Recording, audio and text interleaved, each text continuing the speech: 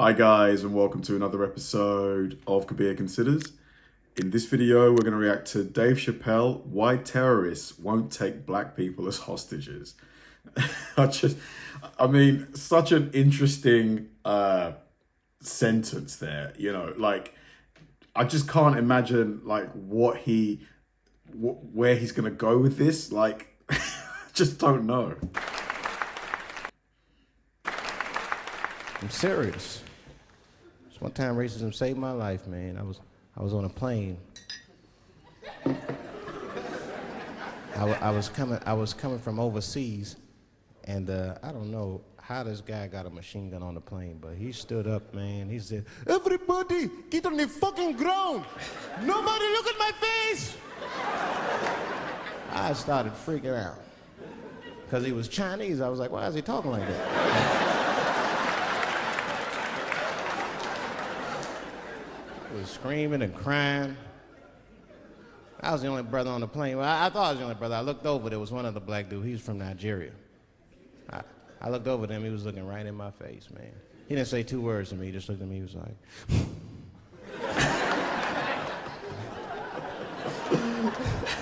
He didn't need to talk, I knew just what he was talking about. I looked right back at him, I was like...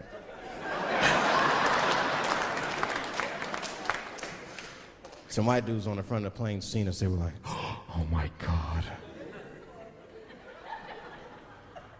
I think those black guys are gonna try to save us."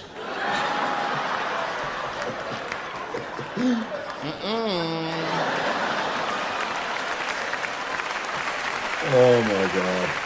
What do you even do in that situation? That we understood the situation. We were both seeing the same thing. What we understood was simple. Terrorists don't take black hostages. That's the truth. I have yet to see one of us on the news reading a hostage letter and shit. They is treating us good. We all chilling and shit. I'd like to give a shout out to Ray Ray and Big Steve and send some Newport.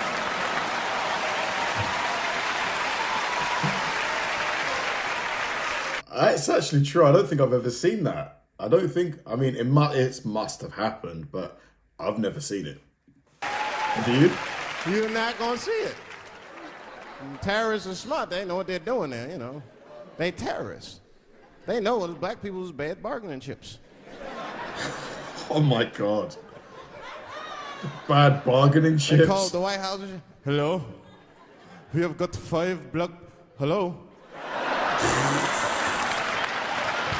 Oh my God.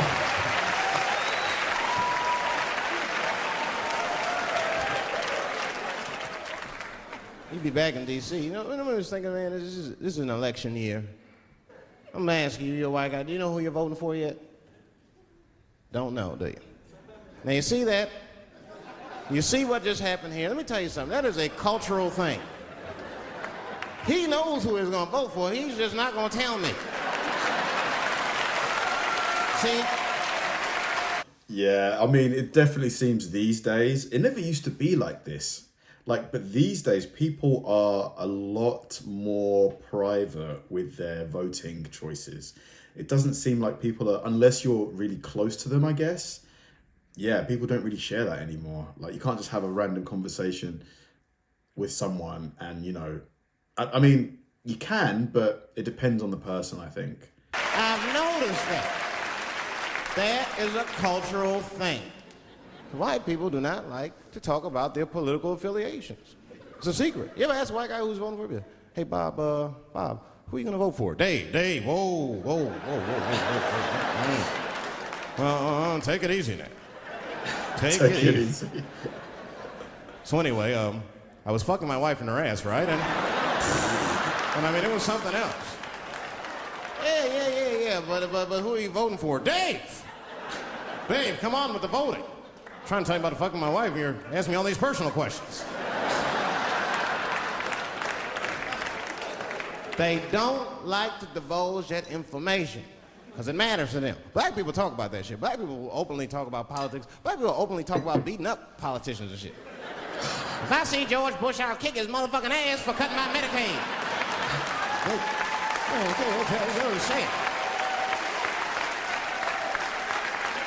Dave's like it's crazy how much he his voice and like his comedy style changed. I guess people do change as they get older, but his style definitely changed a lot. Like from this sort of era, he's like what 30 something here to now. I would just say it. But there's a reason for that. It matters more for that. It matters more. Black people see even when I vote, right? Which I don't. But even when I like think about like who I would vote for, right? I don't even look at their political policies. I just look at their character.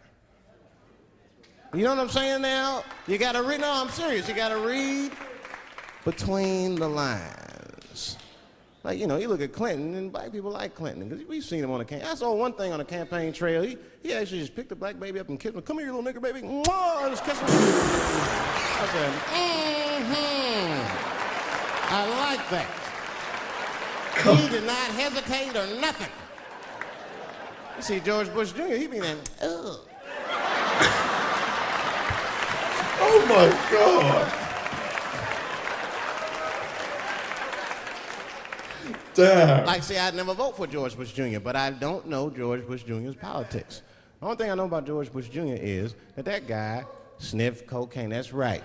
Now listen, we cannot have that shit in the White House. That might be fine for a mayor, but goddamn it, not in the White House. Not in the White House. You know what I'm saying? The stakes are too high in the White House. You can't have no cokehead president. He be selling nuclear secrets for... Did he? I did not know that about George W. Bush. $30 and shit. He'll be in meetings embarrassing America. Come on. Sign the treaty, baby. I suck your dick. Like, what the... Mr. President.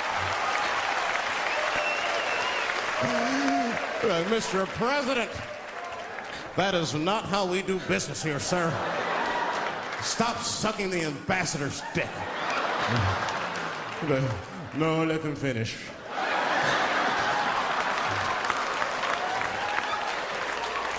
I will sign the treaty.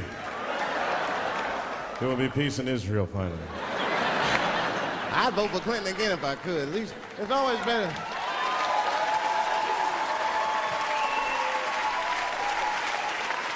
Now again, I'm not looking at his politics. Don't know what his politics are. I'm just looking at his behavior.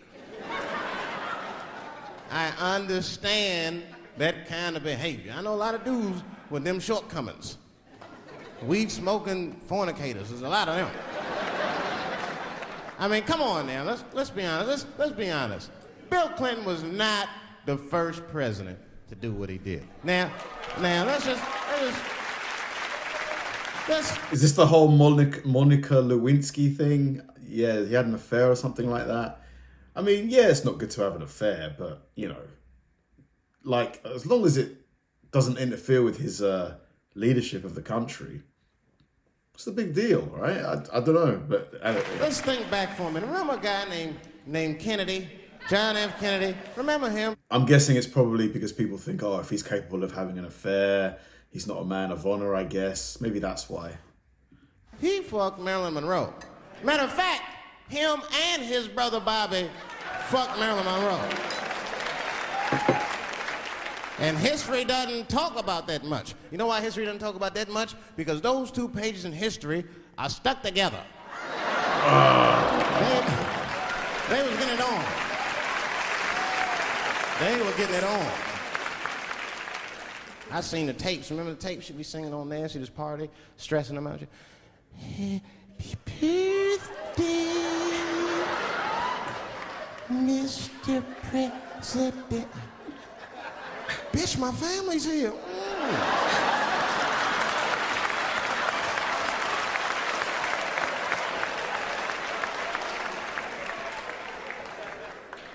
Clinton did the same thing, but he didn't do it like that. because it's the year 2000. He's busier than Kennedy was. He was a busy man.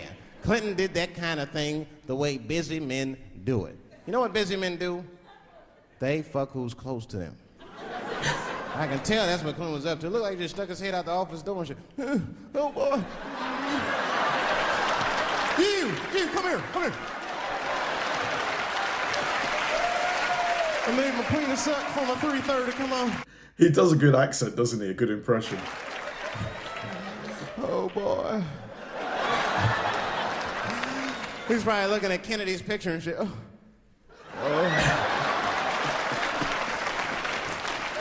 Man, Dave Chappelle, like, for me, this era of Dave Chappelle, as in, like, the era that we just saw, young Dave Chappelle, for me, is his prime. Like, he's still funny now, but, like, back then, there was just something about him. Like, maybe it's because he did more impressions in his humor. I don't know. I just find it so much funnier. Like today, his stuff is good, but yeah, for me, classic Dave Chappelle is peak. Thanks for watching, guys, and I'll see you in the next one.